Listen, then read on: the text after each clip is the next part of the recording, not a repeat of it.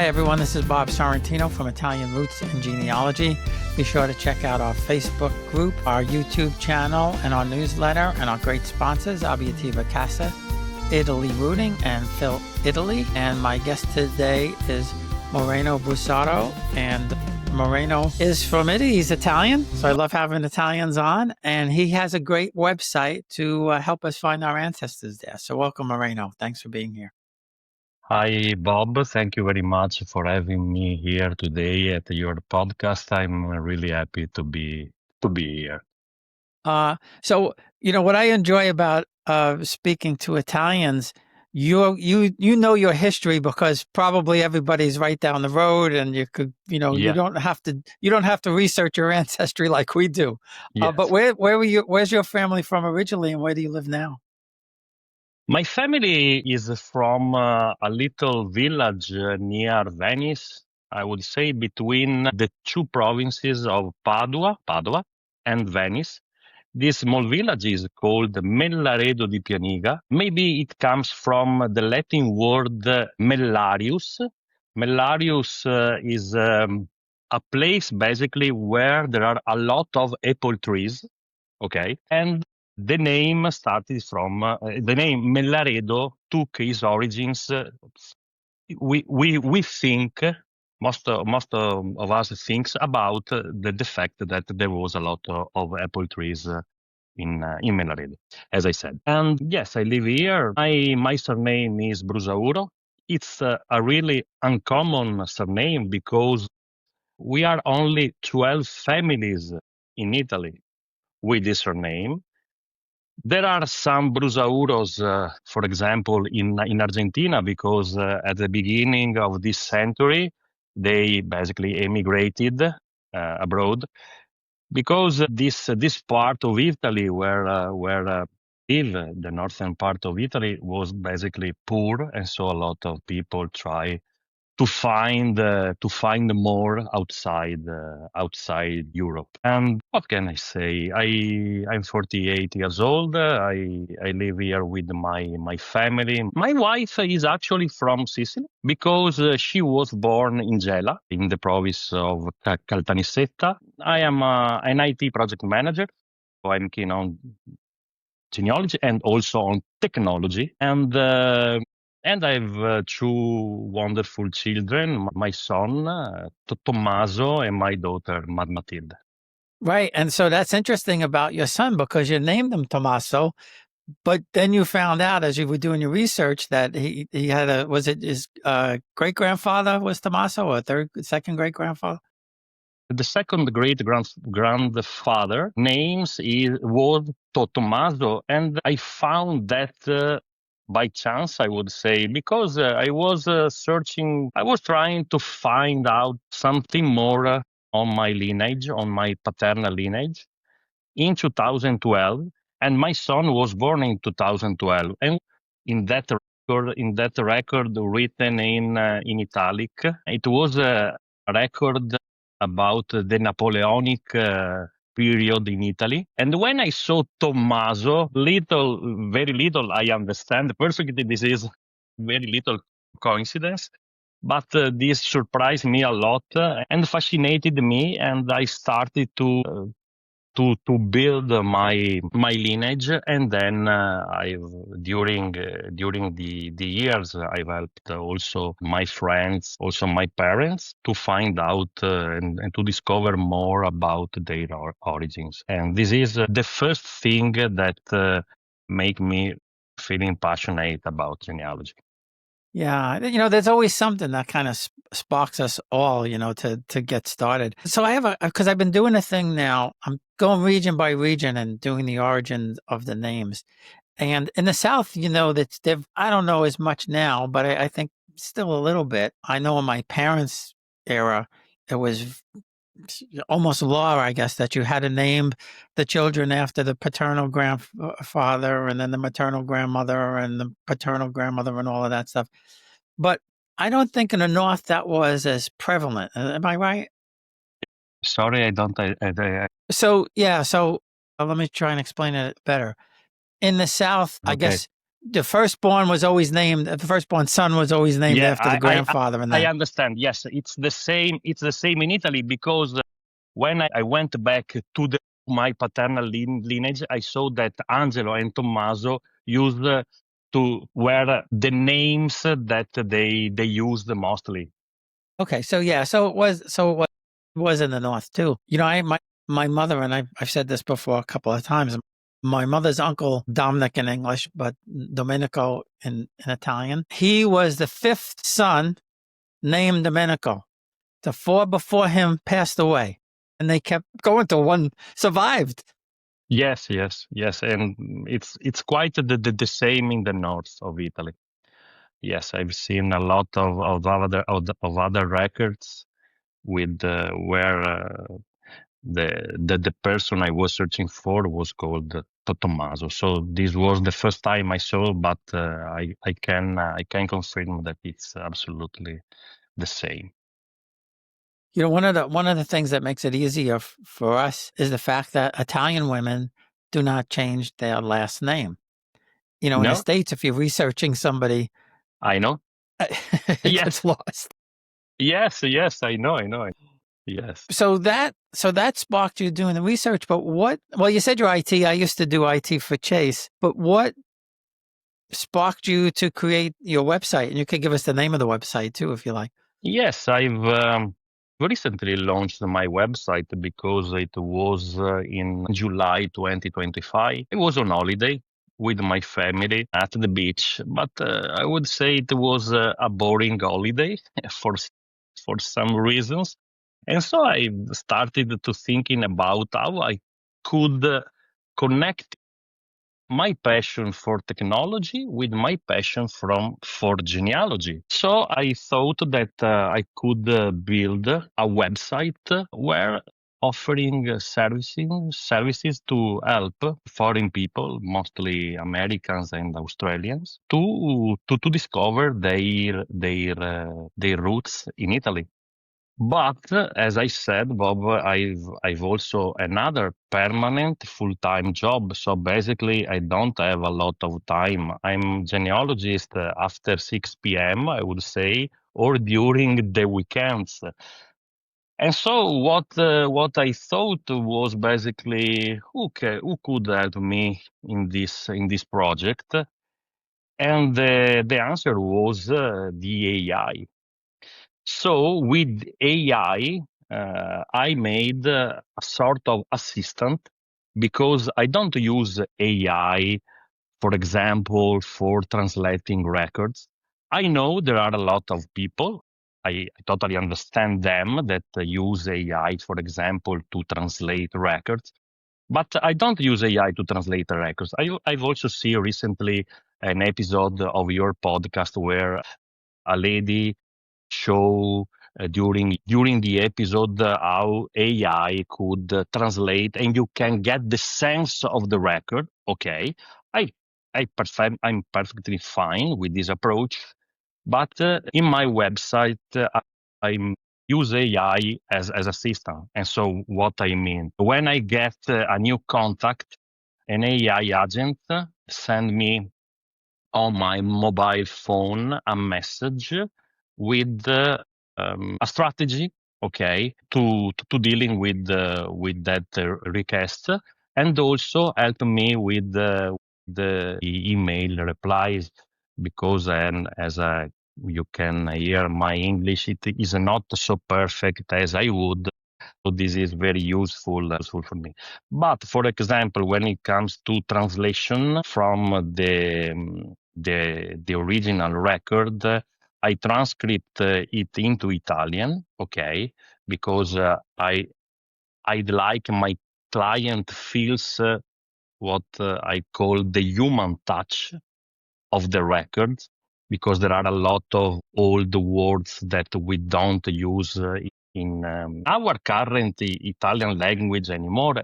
But I like my client feels that type of words. Okay, so basically what I do is transcripting by hand. Okay, the records. And then the AI tool helps me to translate into English with a modern English that you can understand better.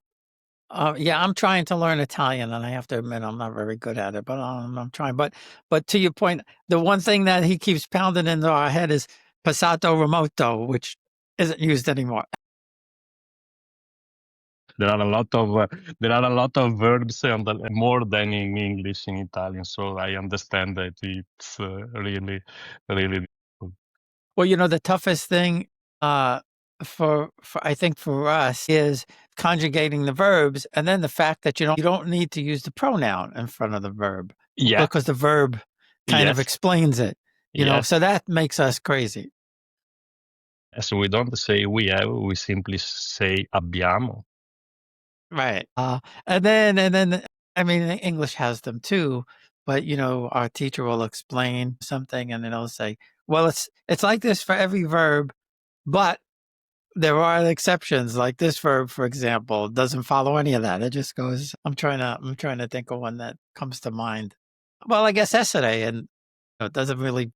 There's not a real set pattern to it, right? You just have to know it. Yes. But your English is great. Don't worry about your English. Thank It's you. fine. Thank Much you. better than my Italian, which is Thank you. Thank you very much. if I could. No. And so basically, I was on holiday, and then in a week, I have launched my website, and then after a couple of weeks, without any adivu or making anything to promote my site, I got my first contact, and from a contact it became a client, and so basically we are here, and I'm helping foreign people to also to dealing with the Italian bureaucracy, because as I used to say, bureaucracy is one of my service line, because I see a lot of Americans or Australians that are stuck only because they cannot get a record from the comune, for example. And this is crazy. This is crazy because really a lot of people cannot continue their research because they need a record. And sometimes the first record, the recent record, is the most difficult to get, because all the records you can get them, for example, or on Antenati portal or on Family Search. But if you are searching for quite a recent record, for example, 1920, 1925, you need to ask to the comune to get that record. And so, as I said, Italian bureaucracy helps me in my. Yeah. So does the website, does it, like if let's say I put my grandmother's name in there from Torito, does it then go out and search for those records, all the records on the Antenati or any place else that her name may pop up? Yes, I have also a backend system where basically, as I said, I get a message on my phone, and the AI tool suggested me a strategy. Okay, what I'm also developing is I'm trying to, for example, search on familysearch.com website in order to understand if there are that record, okay, or the availability for that comune. I'm working with them. I'm developing this backend system, but it's still on progress, I would say.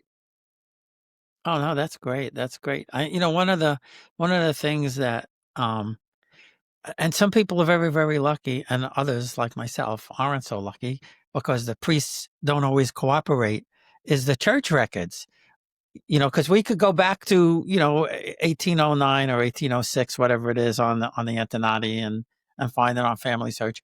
But the church records, that's a real challenge for us.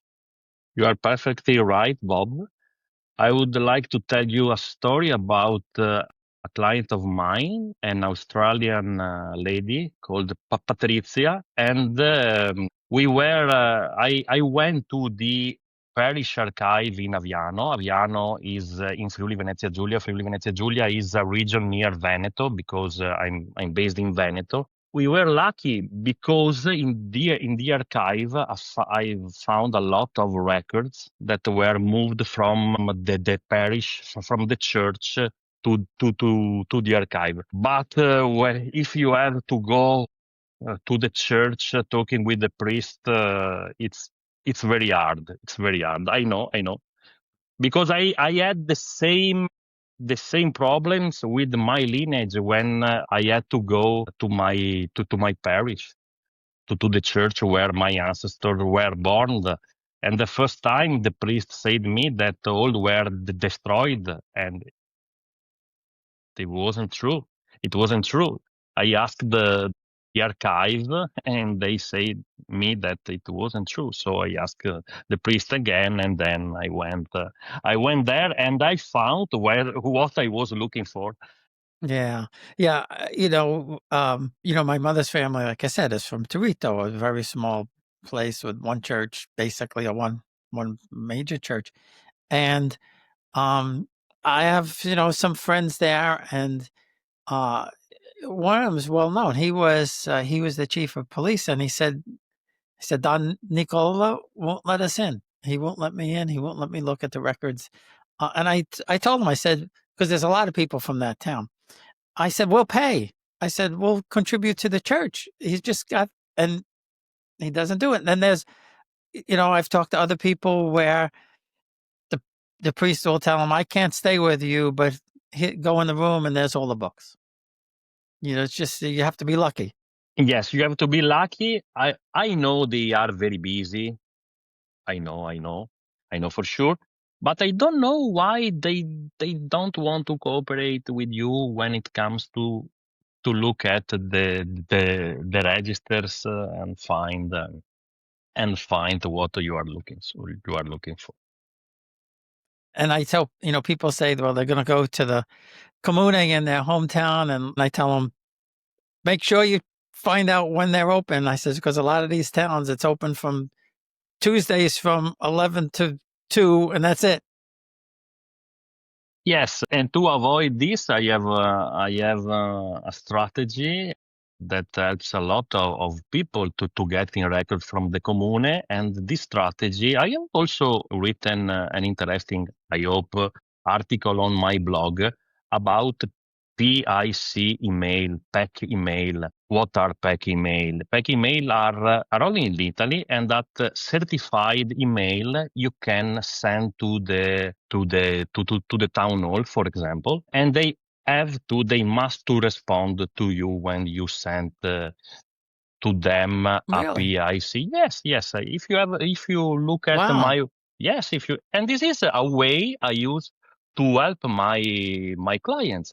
For example, an hour ago, I just received a reply from a comune, the comune of Sant'Agata Fossili in Piemonte, and the lady who asked me for these two records about her ancestors, I think she was trying for 2 years to get those records. He sent them a lot of emails. I sent only one email, a PIC email. Wow. Yes, yes, I can. Yes, there is an article I've written, but there is a problem. Only if you have an Italian tax ID, you can get a PIC email address. I have one, okay, and I use this to help people. For example, if you want to get the Italian citizenship, Jure by sanguinis, I mean, okay, and you need the records, okay, you can send them a PIC email, and basically they have to respond to you. It takes Oh, time. wow. Yeah. It My son and I both applied for the ID.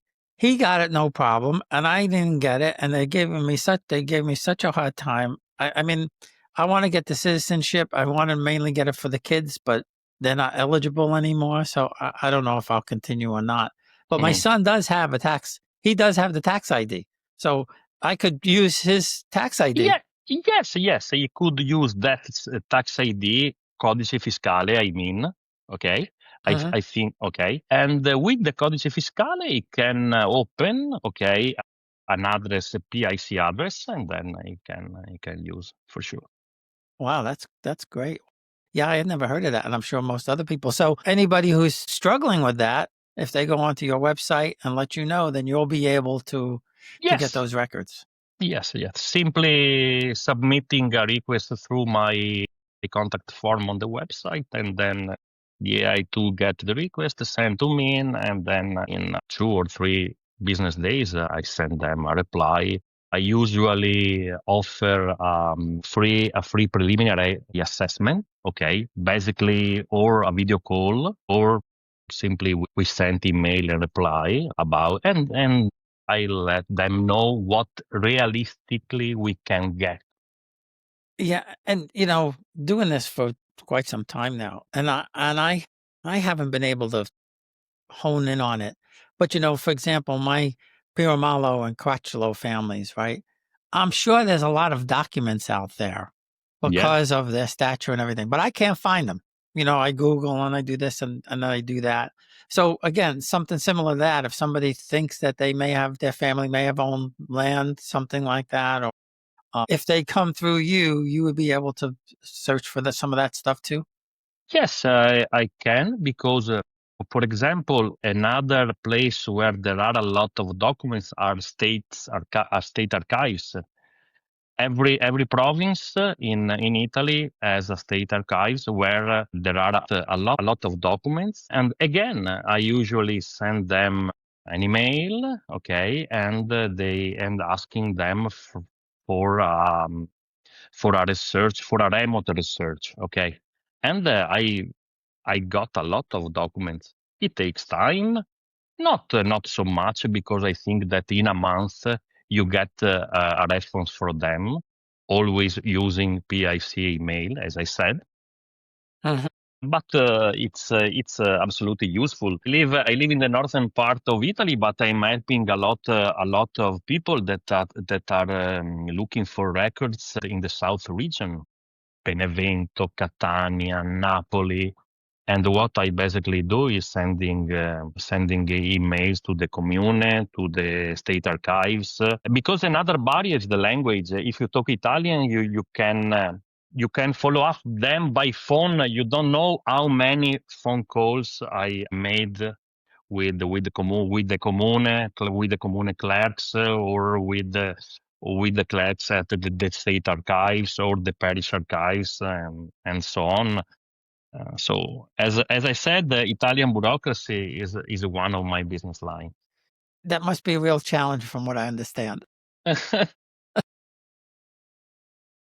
One of the peo one of the people I interviewed, they went there for a year, and his wife had to get some document to live there. They had to go to the comune or the post office. I don't remember which one it was, but she had to get something. There were 2 windows, and they went to the first window, and the man said, "No, I can't help See, you."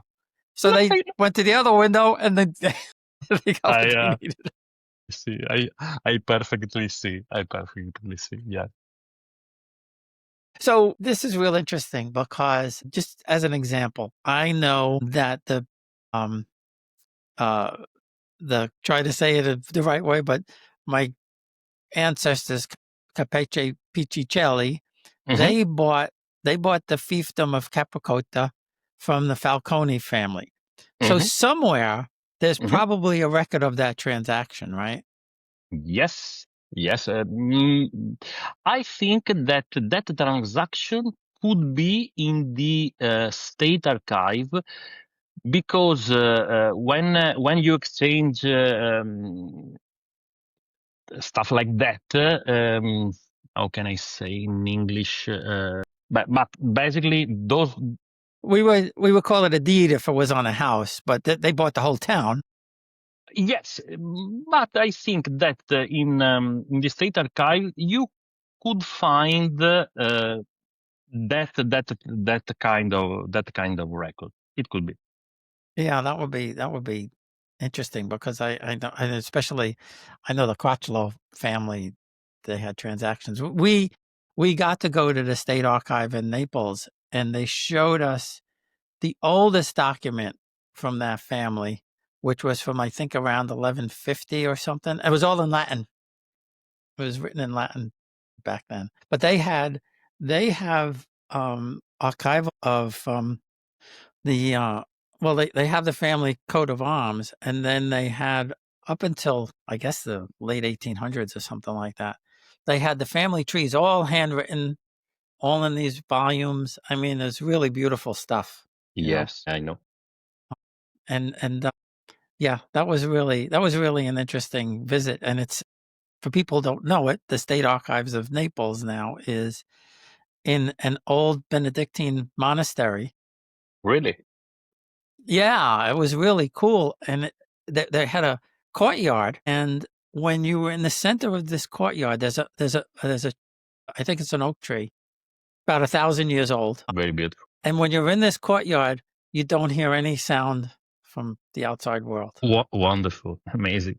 It was really, and you know, you're in the old city of Naples, you know, right by the Duomo and all of Mhm. that kind of stuff. It was it was really pretty neat. And so I want to ask you a little bit about your family. Back to that again, just for a minute.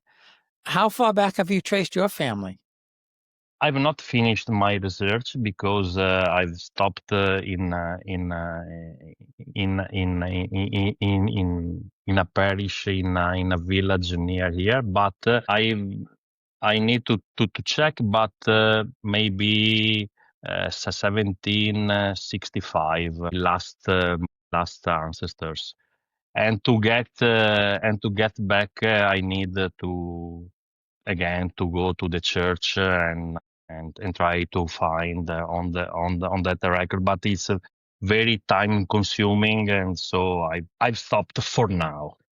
Yeah, I know. You have to every once in a while. You have to stop. I mean, my mom's family. I was able to get back to about 1750 through the Antonati.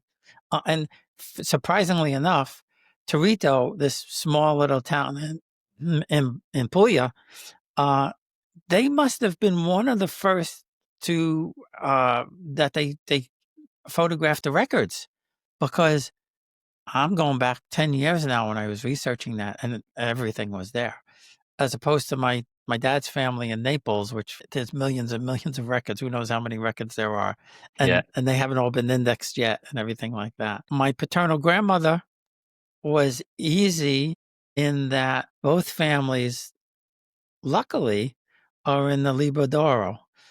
So I was able to trace them all the way back for well, Caracciolo back to 950, and because it's all online and they have it all, it's all documented. Uh, yeah, and certainly some interesting characters in those lines for sure.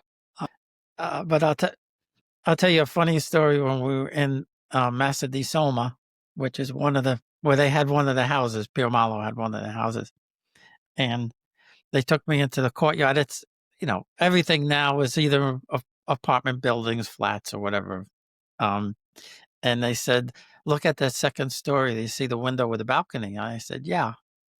And they said, well, your third great grandfather, Count Giacomo, on his birthday, he would roast a pig and serve it to the people mhm. and serve them wine and get everybody drunk. And then he would throw coins out the window and watch them die for the coins. I was like, well, that's been a history that I didn't really want to know about. But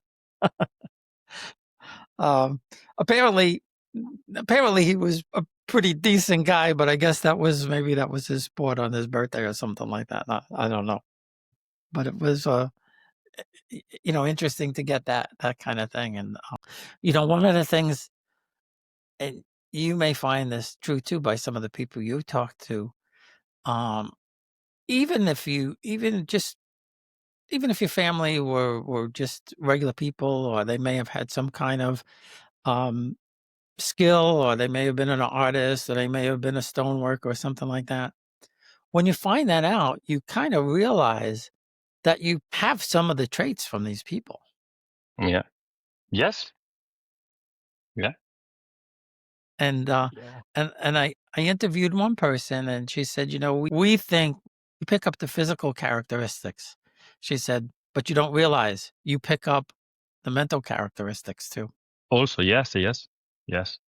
I also see Uh, a video on YouTube where basically they say that you are really similar to an ancestors of you. I don't remember the name. well, yes, Prince Marino in Yes, Avellino. yes, and I saw both the picture and of you and about him, and yes, it's absolutely true. It was funny because my wife would tell me right away if I didn't know what I was talking about. And I found that picture and I showed it to her and I said, look at this. Look at this. This is my, what is he? My ninth great grandfather. Not, And she said, oh my God, you know, it's not an exact resemblance, but there's a couple of things like the eyebrows and kind of the eyes a little bit. And when I found it, I'm guessing, because he died young, I'm guessing in that photo, he was maybe somewhere between 27 and 32, something like that. And I had a picture of myself at 27, but I was looking the other way. So I made it black and white and I turned it facing the same way he was facing. And it was like, my goodness, this is crazy. yeah. But you know, we lived in England for 2 years, and we used to go to all of these manor houses where the nobility lived, and you would see the paintings on the wall for like 400 years. The only thing that changed was the clothes. The faces were the same. Yes, yes. My origins are totally different from you because my origins are about poor. So we are basically farmers, poor farmers. So I don't have any way to look at these details. But what you are saying is really interesting. Well, you know, and that's my mother's family. My mother's family were farmers from Torito. You know, my parents, if they had lived in Italy, never would have met, and if they did, their stations would have been so far apart, you know. But in America, and the interesting thing about my father's family is my grandmother and her aunt were the only two that came to America from that family. Everybody Huh. else is still in Italy. Okay. Nobody ever talked about it. I had no idea that I had tons and tons of cousins in Italy, In you know, Italy. and even my dad's first cousins are still alive. Nobody ever talked about it. I had no idea. And I think that's true with a lot of people, you know. Like I tell people you have to go to the hometown if you visit Italy. And they say, well, I don't know anybody there. I said, it doesn't matter. You have to go. Yes, yes. You have to go. Yes, I totally agree. And that's, you know, in all the trips to Italy, that's always the highlight for me, going to the hometown, because I think you feel connected. And I really believe, and you probably do also, that some of us are chosen to do this because the ancestors want to be found. Yeah. And there are a lot of clients of mine that asking me about, for example, the address, the residence address of their ancestors. For example, I'm working in these days on a research for a US guy, and their ancestors were from Moschiano in Avellino, and he told me if I can get the address, the street where they lived, because he wants to go in front of I don't know that address. And I saw that a lot of Americans would like to go and see where really they come from in terms of address, street, and number of the street, and so on. I think we get an address because I found a record where there is a street, and there is a street. This street seems not to be existing now in Moschiano, but I think but I think it was replaced with another one. And I told him that I will ask the commune in order to understand if simply they changed the name. I suspect that they simply changed the name of this street, and so I can get more information about that. Yeah, that's probably the case. Yeah, I visited my mother's where my mother's was born here, but where her parents lived in Torito. You know, it was very modest. They actually owned the house, which is pretty good, but it was 2 rooms, and my cousin who actually lived there, she came when she was 20, and she said there were 2 rooms. One was the bedroom for her mother and father and the baby, and the other room was for everything else. And she said, and there was always a baby. But you know, it's I think for me it's important, and I think a lot of Americans feel the same way that, and I don't know if every other nationality feels like this. I think some do, but it's important to us to know where we came from. It's as simple as that, I guess. You know, Yes, yes, you it's guys, it. you guys are lucky. You know where you come from. Yes, yes, we know. But you are absolutely right. Americans love to discover where they came from, and also Australians, because there are a lot of Australian people that ask me for the same things. I really like to help them because I feel that they really want to connect with their past, simply. And Yeah, yeah. So before we go, what's the name of the website again? ItalianRootsFinder.com. And if people want to visit my site, I really appreciate it. And if they want me to help them, I'm absolutely at your disposal. Oh, that's great. And yeah, I'll put all the links out there and everything. Well, thanks again, Moreno. I really appreciate you taking the time. It was a great conversation.